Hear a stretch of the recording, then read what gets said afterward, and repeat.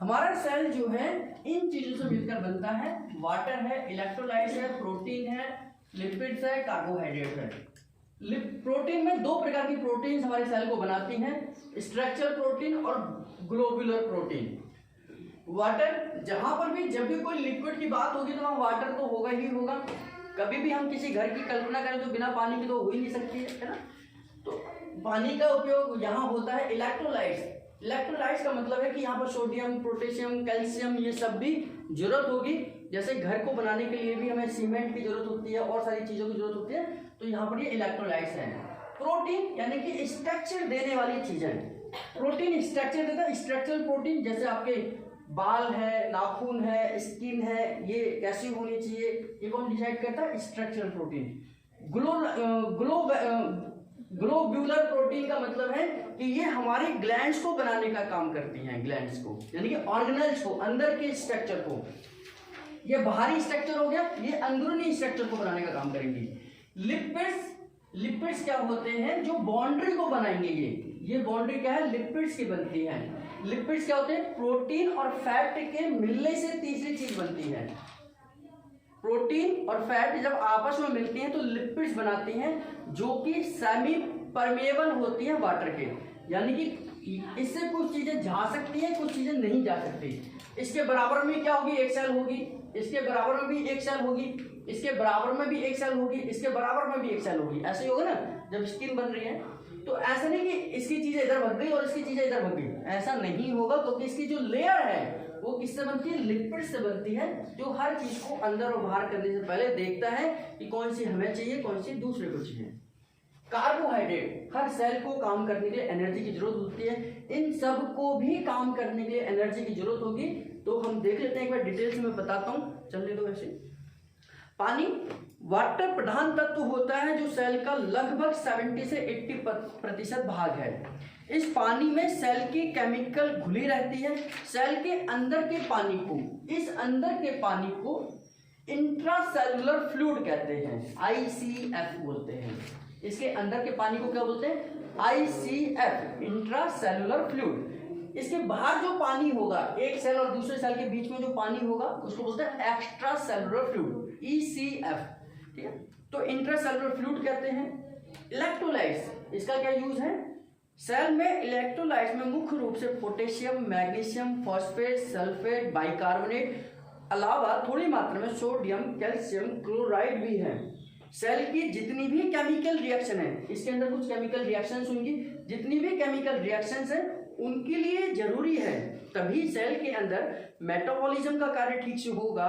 अगर इनकी मात्रा कुछ कम या ज्यादा हो जाए तो शरीर के अंदर कई कार्यों में अड़चन आ सकती है, जो कि कई पुरानी बीमारियों में इलेक्ट्रोलाइट्स की गड़बड़ी होती है।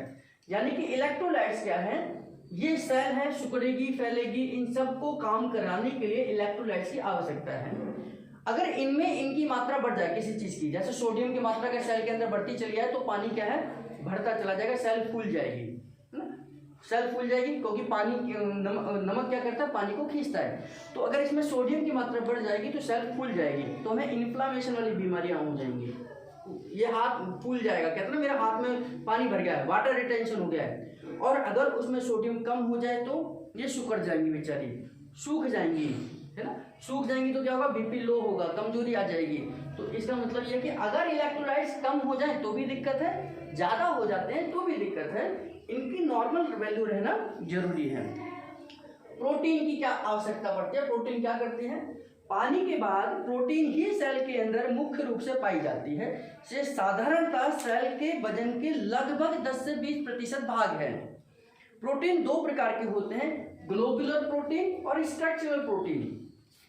ग्लोबुलर प्रोटीन ये मुख्यतः एंजाइम्स होते हैं जो सेल के अंदर के फ्लूइड में घुले रहते हैं और सेल के अंदर केमिकल रिएक्शंस को बढ़ावा देते हैं। ये वाली जो प्रोटीन है ये सेल के अंदर की चीजों में बनावट में हेल्प करती है, केमिकल रिएक्शंस में हेल्प करती है।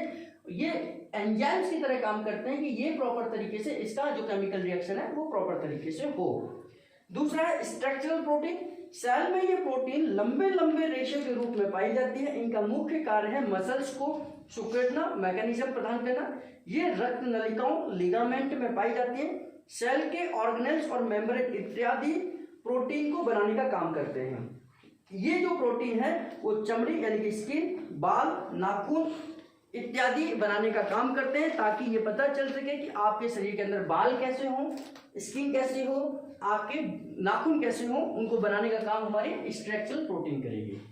लिपिड, इनमें बहुत प्रकार की वस्तुएं होती हैं, अलग अलग होने पर भी इन सबका एक ही गुण है कि ये वसा में घुलनशील वाली चीजों को घुल सकती हैं, मगर पानी में घुल नहीं सकती। यानी कि ये जो लेयर बनाने का काम करेगा कौन करेगा? लिपिड्स करेंगे, क्योंकि यहाँ भी पानी है, यहाँ भी पानी है। ये पानी अंदर ना चला जाए, ये पानी बाहर ना चला जाए, तो ये पानी है ना। तो ये ऐसी लेयर बनती है कि जिससे पानी से आदान प्रदान ना हो सके। जैसे ये फैट की बनती है, फैट के अंदर पानी कभी मिल सकता है क्या? अगर किसी तेल के अंदर मैं एक गिलास पानी मिला दूं तो पानी मिल जाएगा क्या उसके अंदर? मैं कितना भी उसे मिला लूं पानी नहीं मिलेगा, वो अलग ही रहेगा, है ना। तो क्यों? क्योंकि ये पानी में मिल नहीं सकता।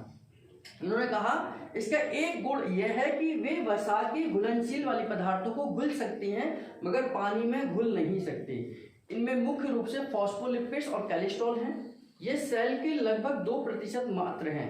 पानी में ना घुलने के कारण सेल की लेयर बनाने का काम करती है, जिसे मेम्ब्रेन कहते हैं। अगर लिवर में इन्फेक्शन हो जाता है तो यही लेयर बाकी ऑर्गन्स को उससे बचाने का काम करती हैं। यानी कि ये लेयर जो है किससे बनी? लिपिड से बनी हुई है। इनका नेचर है कि कोई भी चीज अंदर से बाहर और बाहर से अंदर नहीं आ सकती बिना इसकी इजाजत के। इसका एक फायदा ये है कि मान लीजिए इस सेल के अंदर कोई बीमारी हो गई, तो इस बीमारी को इस सेल को ना पहुंच जाए, ये भी इसकी खासियत है। तो इसलिए लिवर का इन्फेक्शन दूसरे ऑर्गन्स तक नहीं पहुंच पाता है। ठीक है, तो लिपिड्स का काम इस तरीके से। कार्बोहाइड्रेट, यही सेल की शक्ति है, इसी की मुख्य भूमिका सेल को पोषण प्रदान करना है। यह हर सेल के अंदर लगभग 1% ग्लाइकोजन के रूप में संचित रहती है।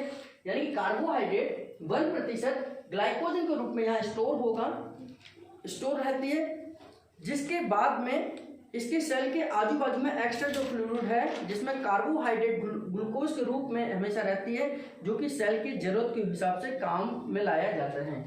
जब सेल जब ये काम करेगा तो इसके अंदर जो 1% कार्बोहाइड्रेट है उसका इस्तेमाल कर ही इसका यूज होता है।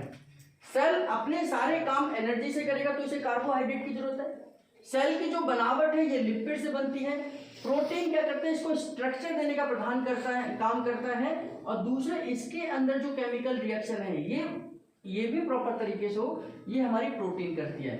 इलेक्ट्रोलाइट्स, ये जो ऑर्गेनल्स हैं इनके सिकुड़ने, फैलने, इनके रिलैक्सेशन में मदद करता है।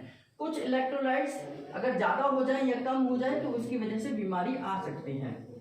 वाटर है, क्योंकि इसके अंदर भी पानी है, इसको हम इंट्रासेलुलर फ्लूइड कहते हैं। इसके बाहर भी पानी है, जिसको हम एक्स्ट्रा सेलुलर फ्लूइड कहते हैं। इस तरीके से सेल का मैकेनिज्म है कि सेल किन चीजों से मिलकर बनी है। अभी हम बात करें कि ये मकान किन चीजों से मिलकर बना है। सीमेंट से मिलकर बना है, ईंट से मिलकर बना है, आपके रेते से मिलकर बना है, पानी से मिलकर बना है, चूने से मिलकर बना है और पेंट से मिलकर बना है ना। जो जो चीजें इस मकान को बनाती हैं, अभी हमने उनके बारे में पढ़ा कि इसमें टाइल्स है तो हम इसको वॉशरूम में लगाएंगे, कुछ बढ़िया और अच्छी टाइल्स है तो हम इसे ड्राइंग रूम में लगाएंगे।